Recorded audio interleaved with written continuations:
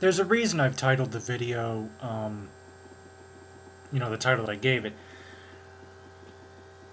For those of you who are not familiar with it, it seems that Apple have gotten very upset with Palm.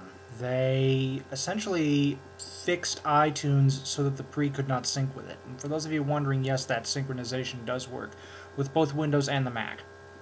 So they fixed it so that the only thing that could sync was an iPod, right?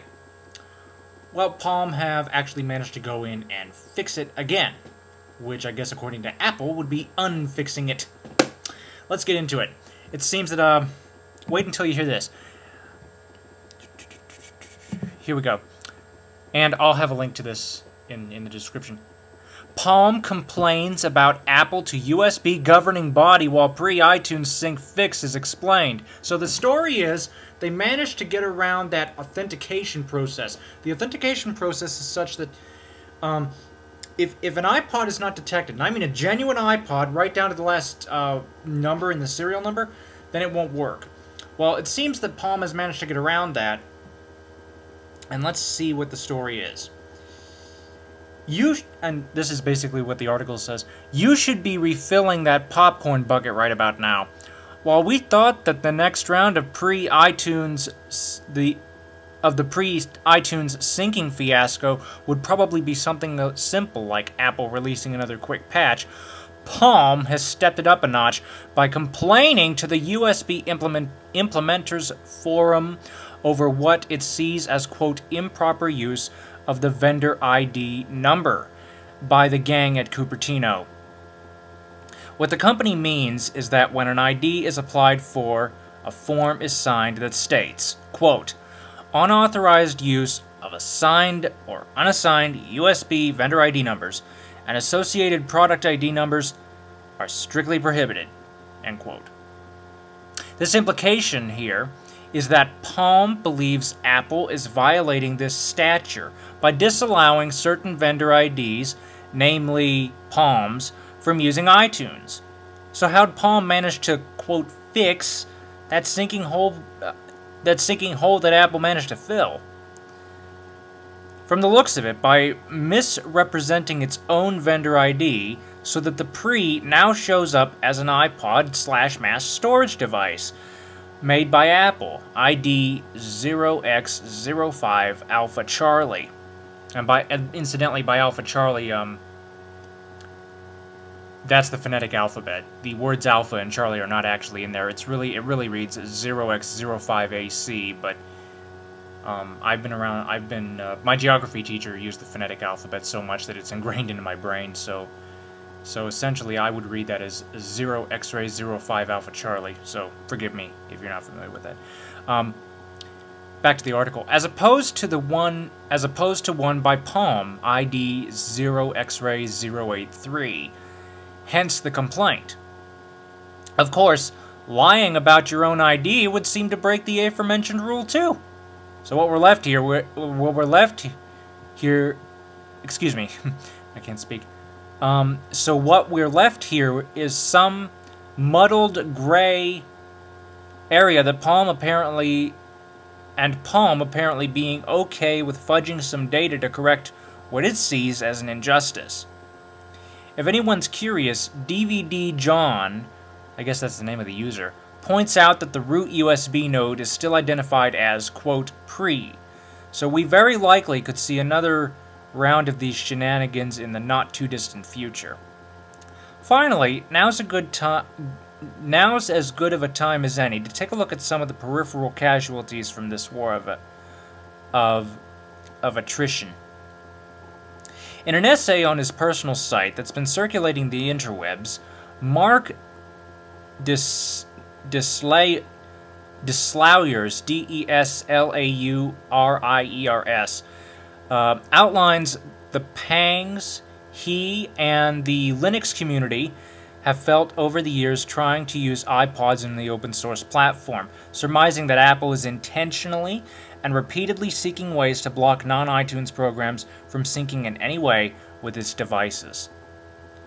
This story is far from over, and as ugly as it looks now, it's probably only going to get worse. So, I honestly thought I'm not going I'm not going to sugarcoat this.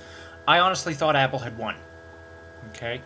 But it seems that since John Rubinstein is in charge of Apple, is in charge of Palm, he used to work for Apple as a iPod hardware development engineer.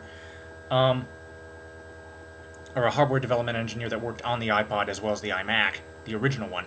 But, anyway, so we have this former Apple genius who is very pro-open source, or at least seems to be from what I'm gathering, because the Palm Pre is a Linux-based device. Linux is an open source environment, and he's also very much for the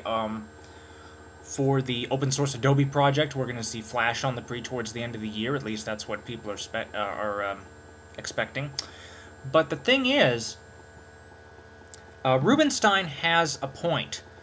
A lot of people, because let's put it this way: the Pre has all the capabilities of the iPhone, but you cannot sync your Mac to it without having to purchase a third-party application at this point.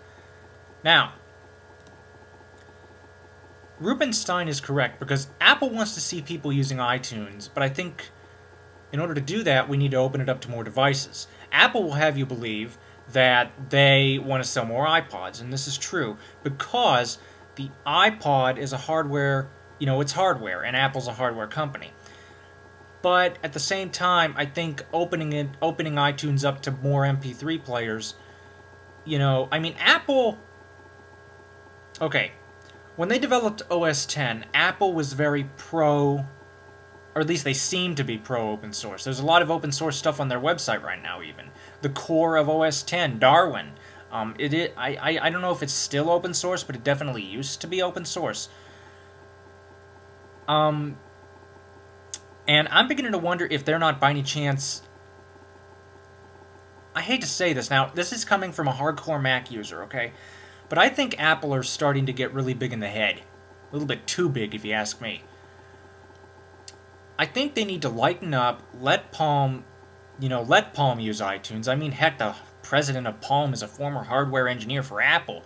Did you really think, Apple, that you guys would win? I mean, the CEO of Palm is a person who worked on the original iPod, for goodness sake. So obviously he would know the internal secrets of the iPod and how to sync it with iTunes. It's no secret that it's no wonder, that they would try to make it work with the Palm Pre. And I personally, the syncing with iTunes was a really big mover of the Pre for me. And still is. Because it beats me from having to carry around two devices. Now, granted, my library might have to be a little bit cramped because I have 8.5 gigs and Pre's onboard storage available to the user is 7.5, so I may have to forego a gig, but still, it's a lot better than having to carry around two devices. And on top of that, like I said, it does everything that my iPod can. It can surf the web, it has Wi-Fi, it does email, and actually it does a better job of that because, because of the multitasking. And now that we have iTunes available to the Pre, I mean, people are still going to buy iPods. Why? Because there are a number of people who may be able to afford the upfront cost of an iPod, but not the upfront cost of a data plan for a new cell phone, especially in this economy. I mean, you guys want to see iPods sell? That's fine. Let those of us who cannot afford smartphones, in particular the Palm Pre, go ahead and purchase the iPods. But I think you should just go ahead and let it rest and just, go with the flow and let the Pre users have their iTunes synchronization. This is coming from a hardcore Mac user. Now, a couple years ago, I probably would have disagreed with that. But nowadays, I've opened up quite a bit, and I'm definitely looking on all fronts. I love Windows 7, I love Linux, and I love my Mac. And as such, I'm definitely looking with a more open mind now. And to this, I say, Palm, great job. Keep up the good work. Apple, lighten up, or you are going to, well, let's just say you're going to be in for some really rough battles ahead. Thank you for watching. Comments are welcome. Insults against me will get you blocked, and have a nice day.